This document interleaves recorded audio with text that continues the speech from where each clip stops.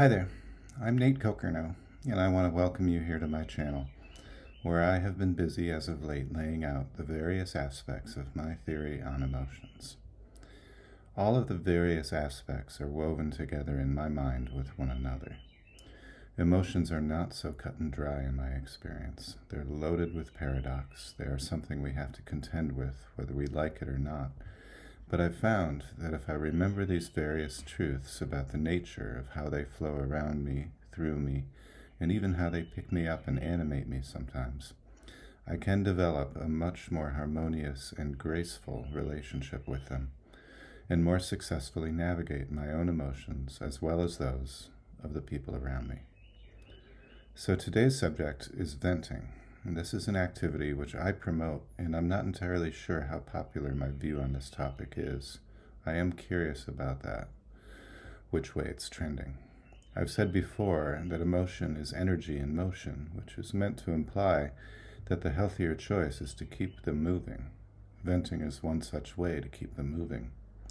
My intuition tells me often that the reason people choose not to vent is largely due to them not wanting to burden others with their emotions.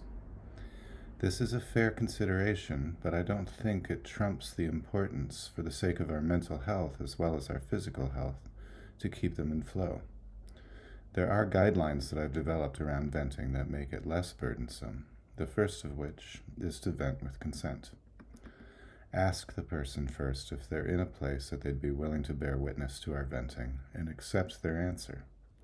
They may be so overwhelmed with the story or the emotions inside themselves at this time that they simply won't have the presence of mind to hold space for your venting. That's okay, and it's for them to know, and it's ours to inquire about.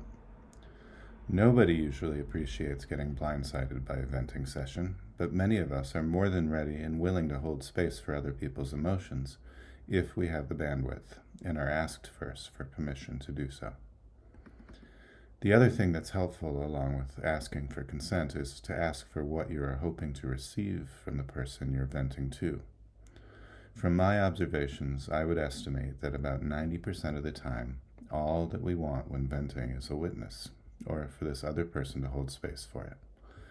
This is by far the most frequent thing that venters want, and it's the easiest of all the options to deliver on. All you really have to do is listen. And maybe nod your head from time to time, and perhaps say, a few times, and yes, I get it, maybe thrown in at the end. I've said before that emotion wants validation in order for it to subside. It wants to be told it's all right to feel this way, and when it gets that, it doesn't feel that way anymore. This is one of the paradoxes I've noticed about emotion. When it's condoned, it is pacified. When it's told it's not all right, it digs its heels in and usually escalates, making it harder for the other person to accept. So accept it sooner and that problem will be avoided. As the holder of space, you are not required to validate the story that is wrapped up in the emotion, but you are required, if you want to maintain harmony at least, to validate that the emotion itself is present. It's not that important at this moment why it's present, it just is present, and that's what needs validation. Now, maybe 5% of the time, we're venting for the purpose of getting help with finding a solution to this problem that we're venting about. Another 5% of the time, we're looking for the other person to share their perspective on the situation, perhaps so that we can see it through a different framework ourselves that will be more conducive to our peace of mind.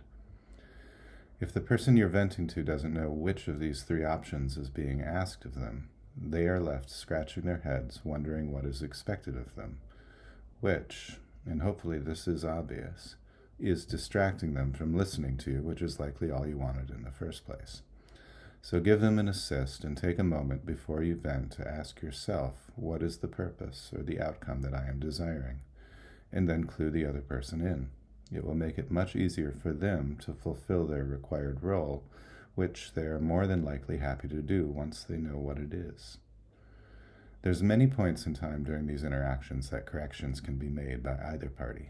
For instance, if the venter forgets to ask for what they're hoping to get from it, the other person can quickly ask, hey, what is it that you're wanting from me here? Do you just need me to listen, or are you wanting my perspective or help with finding a solution? They're making their task easier by simply inquiring about what that task is. Most men, and a sizable proportion of women too in my experience, do default to solution mode when on the receiving end of a vent session. But more and more I'm hearing from the venter that this is not at all what they want. But why do they expect the other person to know that if they haven't said it? Finally, I have to address why I think emotional venting is a healthy activity.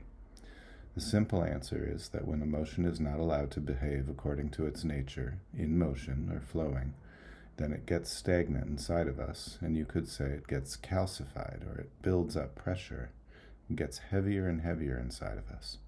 And I'm convinced, because I believe that the body is only responding to the decisions of the mind, that it will create physical dis-ease in one form or another.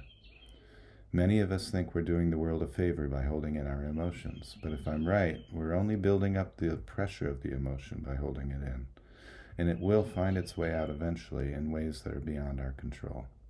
I'll talk more about that in my next video. There are healthy and safe ways to express anger that include punching bags sometimes, or a pillow to scream in at others, or if you have a willing partner present, venting with consent can be a nice option as well. If you're finding these ideas helpful, please like and subscribe and leave your comments and feedback below. I am curious where you guys stand on the issue of venting, since I said before, I don't know how most people feel about the issue of venting these days. I'd love to take an informal poll here. You can also find most of all of my articles and videos at my website, miraclemindedness.com, and also on Substack at natekokernot. Thank you for joining me today, and I will see you next time.